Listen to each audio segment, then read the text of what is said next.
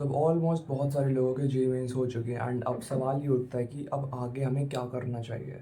अब तुम्हारे पास मोटा मोटा देखो, अब तुम पे एप्रैल अटेम्प्ट आएगा और उसके बाद सीधा जे एडवांस है। तुम पे कुछ महीने हैं, अब इन्हीं में तुम्हें जो करना है वो करना है। अब यहाँ पर कुछ कैटेगरीज होंगी बच्चों की, मैं उनको पहले बता देता हूँ। एक वो बच्चे जिनका जी मेंस बहुत अच्छा गया है एंड उनको पता है कि यार उनकी 99 तक आ जाएगी और उन्हें एक अच्छा कॉलेज मिल जाएगा। अगर तुम खुश हो एंड तुम्हारी एडवांस की प्रिपरेशन है, अब यहाँ पर इन बच्चों की भी एक सब कैटेगरी है कि इनने सिर्फ मेंस की तैयारी करी एंड एडवांस की नहीं करी। अब ये दो कैटेगरी हैं, इन पे आते हैं। अब एक कैटेगरी ऐसी है कि जिनका भाई मेंस पूरा बेकार गया, लाइक उनका पता है कि उनकी 90 या समथिंग ऐसी परसेंटाइल आ रही है और उनको कोई अच्छा कॉलेज नहीं मिलेगा। अब एक और कैटेगरी यहाँ पर ऐसी है कि जो सिर्फ स्पेसिफिकली एडवांस की तैयारी कर रहे थे, उनने बस मेंस क्वालिफाई करने को दिया है। तो तुम्हारा तो भाई बहुत सही है, बट थोड़ा सा मैं यहाँ पर तुम्हारी आइडियोलॉजी को चेंज करना चाहूँगा। देखो, अब पहले बात करते हैं नंबर वन कैटेगरी से। यार ऐसे बच्चे जिनका मेंस बहुत अच्छा गया और उन्हें पता है, अब बस उन्हें थोड़ा सा डायरेक्शन चाहिए कि यार मुझे अब क्या करना चाहिए। क्या मुझे अगले मेंस पे फोकस करना चाहिए या फिर मुझे एडवांस पे फोकस करना चाहिए। देखो, अगर तुम्हें पता है तुम्हारा अच्छा गया है, अगर तुम 99 ला रहे हो और उसके लिस्ट में जो तुम्हारे कॉलेजेस हैं, मैं वो तुम्हें एक लिंक दे दूँगा जहाँ से तुम चेक कर सकते हो कि तुम्हारे को कौन से कॉलेज मिल रहे हैं। अगर तुम सेटिस्फाई हो कि यार मेरे को ये कॉलेज में ये वाली ब्रांचेज मिल रही हैं एंड मैं इससे खुश हूँ, देन तुम सीधा एडवांस को फोकस करो। वेदर तुमने तैयारी करी है नहीं करी है, अभी तुम्हारे पास इनफ टाइम है।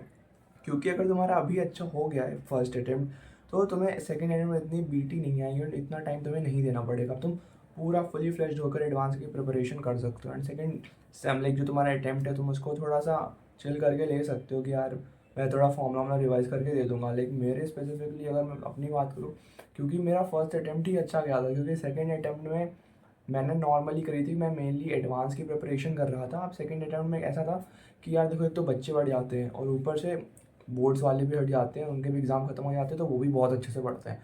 तो ड्रॉपर्स के लिए थोड़ा एडवांटेज होता है कि यार तुम पढ़ो, क्योंकि बोर्ड वाले की तो थोड़ी की बीटी होगी, उसके बोर्ड एग्जाम से, तो वो दोनों चीज़ें बैलेंस कर रहा होगा। तो उस हिसाब से अब तुम्हारा डिपेंड करता है कि अच्छा गया कि नहीं गया, वो तुम्हारे ऊपर है। बट सपोज करते हैं अच्छा गया है, तो अब तुम्हें एडवांस की तैयारी पर ही फोकस करना है।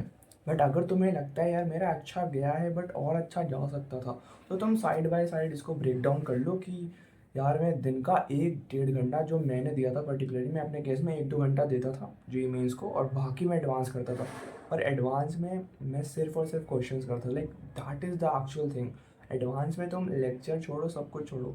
केमिस्ट्री में still you can watch so many lectures, but अगर तुम मैथ्स या फिजिक्स की बात करो, वहाँ पर तुम्हें क्वेश्चन ही लगाने, अच्छी अच्छी किताबें उठा लो। बस अपने माइंड को तुम्हें उस लेवल पर पहुँचाना है। तुम्हें बहुत अच्छे क्वेश्चंस मिल जाएंगे, PYQs में भी नए क्वेश्चन ही मिल जाएंगे। बट उसका ये पॉइंट नहीं है कि तुम रिपीटेड क्वेश्चंस को करो, बेसिक फॉर्मूलाज को बार बार लगाओ। तुम्हारा मेन हार्ड क्वेश्चन करने का मोटिव यही होता है कि तुम काफ़ी कुछ सीख रहे हो उनसे और तुम्हारा ब्रेन ओपन हो रहा है कि तुम उस डायरेक्शंस पर भी सोच पा रहे हो। So that is our main purpose, ठीक है। तो ये तो तुम्हारे लिए कि अब तुम थोड़ा सा स्किप करो, मेन से उठो और एडवांस में फोकस करो, क्योंकि मेन गोल तो तुम्हारा IIT ही था, ठीक है। तो अब बात करते हैं उन बच्चों की जिनका मेंस उतना अच्छा नहीं गया। लाइक उन्हें पता है यार उनकी 80 to 90 परसेंटाइल ही आने वाली है एंड उनके एडवांस की भी प्रिपरेशन ज़ीरो है।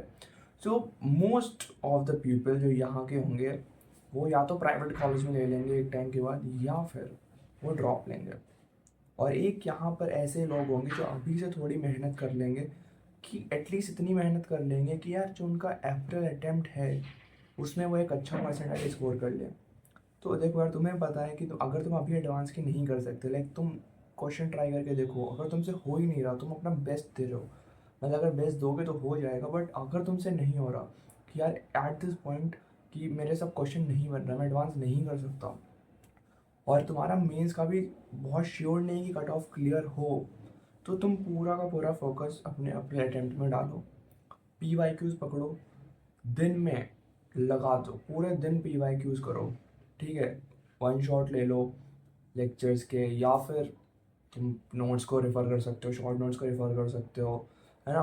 और बाकी जो वो आते हैं हमारे माइंड मैप्स टाइप के आते हैं, उनको रेफ़र कर सकते हो, फॉर्मूला नोट्स, ये सारी काफ़ी सारी चीज़ें जो तुम्हारा एक्चुअली बूस्ट कर दे। क्योंकि जेईई में देख, फॉर्मूला होता है और PYQ होते हैं, अगर इन दोनों चीज़ों में अच्छे से कमांड है तो हो जाएगा।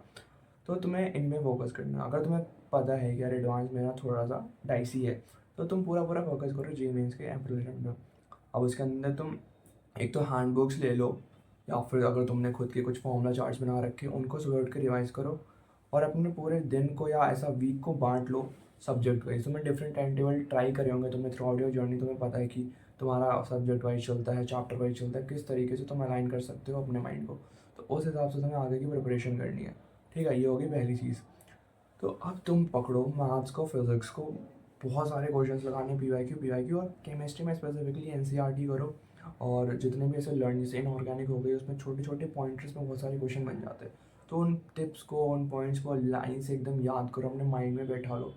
ये हो गया तुम्हारा इस कैटेगरी का पूरा एनालिसिस, तुम्हें करना क्या है एक्चुअली। ठीक है। और यहाँ पर एक बहुत इंपॉर्टेंट चीज़ ये आती है कि तुम लोगों को पता है, तुम्हें बहुत सारे फॉर्मूलाज भी पता है, तुम्हारा रिवीजन भी, बट तुम्हें पेपर अटेम्प्ट करने की स्ट्रैटेजी नहीं पता है कि एक्चुअली में कैसे करते हैं। एंड तुमने मॉक टेस्ट ही नहीं दिए, मे भी उस वजह से भी एक रीज़न हो सकता है। लेकिन मैं तुम्हें बताऊँ, जब मैं अपने 12th में था, मैंने लिटरली बता रहा हूँ तुम्हें, सिर्फ 1 मंथ था मेरे पास मेंस को, और उसके मैंने 20 के 20 दिन मैंने सिर्फ मॉक टेस्ट दिए थे, PYQs को एज अ मॉक टेस्ट दिया था। एंड उससे आई स्कोर्ड 97.4%। आई नो बहुत ज़्यादा नहीं, बट स्टिल अगर 1 मंथ में मैं 97.4% ला सकता हूँ, और तुम्हारे बहुत सारे लोगों को ये भी बहुत ज़्यादा बड़ी चीज़ लग रही होगी, तो तुम समझो तुम सिर्फ PYQs और फॉर्मूला से क्या कर सकते हो। मेरे पास तो सिर्फ 1 महीना, तुम पे बहुत सारे महीने हैं अभी। अगर तुम डेली ये चीज़ करोगे, एक कंसिस्टेंसी अपनी, एक फोकस बना के करोगे इन चीज़ों को, देन डेफिनेटली तुम्हारा काफ़ी अच्छा परसेंटाइज आ जाएगा ईजिली। तो तुम्हें बस थोड़ा सा काम और थोड़ी सी मेहनत करनी पड़ेगी इन 2-3 एरियाज़ में। ठीक है। अब बात करते हैं उन बच्चों की जिनका एडवांस ही मेन फोकस था, एंड उनने मेंस बस हवा में दे दिया। तो यार, अगर तुम इतने श्योर हो कि तुम्हें पता है कि तुमने स्टार्टिंग से एडवांस ही करा है, और तुमने मेंस को इतना ऊपर ऊपर लाइटली लिया है, बट एक चीज़ याद रखो कि अगर तुम्हारे मेंस में परसेंटाइल नहीं आ रहा है, तो मेन रीज़न यही है कि तुमने फॉर्मूलाज ढंग से नहीं कर रखे हैं। एंड ये बहुत बड़ी प्रॉब्लम बनेगी एडवांस में जाकर।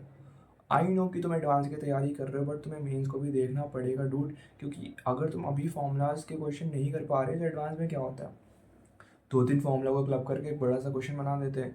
बट अगर तुम फॉर्मूलाज तुमको याद ही नहीं है, तो फिर तुम इसको ऐसा करो ना कि जो तुम्हारे मेंस उनको तुम प्रैक्टिस की तरह दो, तुम टेस्ट करो अपने आप को कि तुम्हें फॉर्मूला आते हैं नहीं आते हैं। और तुम्हारा फिर मेन गोल एडवांस में अचीव हो ही जाएगा अगर तुमने अच्छी प्रिपरेशन करी है। बट मेंस का ऐसे निगलेक्ट मत करो, एटलीस्ट एक बैकअप के लिए रखो, क्योंकि मेन से भी अच्छे कॉलेज मिलते हैं। ठीक है। तो ये बात हो गई तीनों कैटेगरीज की। अब देखो, तुम्हें बता देता हूँ कि मेन क्या चीज़ें हैं। अब मैं 3 टिप्स देता हूँ तुम्हें, जो थ्रू आउट दीज मंथ तुम्हें फॉलो करना है। अब ये तीनों कैटेगरीज के लिए है। सबसे पहला, तुम्हें मॉक टेस्ट को और PYQs को प्रायोरिटी देनी है। मतलब तुम्हें PYQs जितने भी है, सब 10-15 साल के सब ले लो, ऑनलाइन मिल जाएंगे तुम्हें फ्री में, उनको लगाओ बैठ कर अच्छे से, जितनी प्रैक्टिस करनी है तुम्हें करो उन पर। ठीक है। दूसरी चीज़ मैं क्या बोल रहा हूँ कि रिवीजन करो, हैंड बुक्स ले लो, ऑनलाइन देख लो, जहाँ पे तुम्हारे पास फॉर्मूलाज या फिर केमिस्ट्री के अंदर जो छोटे छोटे पॉइंटर्स, उनको पूरा लिस्ट डाउन करके जो होता है, उस चीज़ को बार बार याद करो। और जो मैं तुमको लास्ट चीज़ बताने वाला हूँ, ये कि देखो, तब तुम जैसे क्लास जाते हो, अब तुम नोट्स बनाते होगे, एंड बट ये जो टाइम है ना, अभी ये सब करने का नहीं है। अब टाइम कम बचा है, अब लेक्चर लेना छोड़ो। मार्क्स तुम ले सकते हो 1 शॉट, उससे ज़्यादा मैं कुछ नहीं बोलूँगा। रिकॉर्डिंग्स हैं तो रिकॉर्डिंग्स देख लो, लाइव वीडियोज़ अब छोड़ दो यार। और उनकी PDF के जो नोट्स आते हैं ना, उनको पढ़ो, एक बार देखो कि अगर उसमें कुछ नई चीज़ है तो लेक्चर को वहाँ पे जाके देख लो, नहीं तो स्किप करो। So this was all about this strategy. And paper को तुम 3 घंटे का टाइमर लगा के दो, और उसमें डेवलप करो कि मैं फिजिक्स पहले दूंगा, मैथ्स पहले दूंगा, केमिस्ट्री पहले दूंगा। ये चीज़ डेवलप करो, क्योंकि ये बहुत काम आती है एक्चुअल एग्जाम के अंदर। तो तुम देखो तुम्हारे लिए क्या सिंक कर रहा है, तुम्हारे लिए क्या लाइन कर रहा है। अगर तुम ये सारी चीज़ें अच्छे से फॉलो करते हो, दैन डेफिनेटली तुम एक अच्छा परसेंटाइल स्कोर कर सकते हो। So that's all about the video. Thank you guys. अगर तुम्हें वीडियो पसंद है, then do like it and subscribe the channel. See you guys in the next video.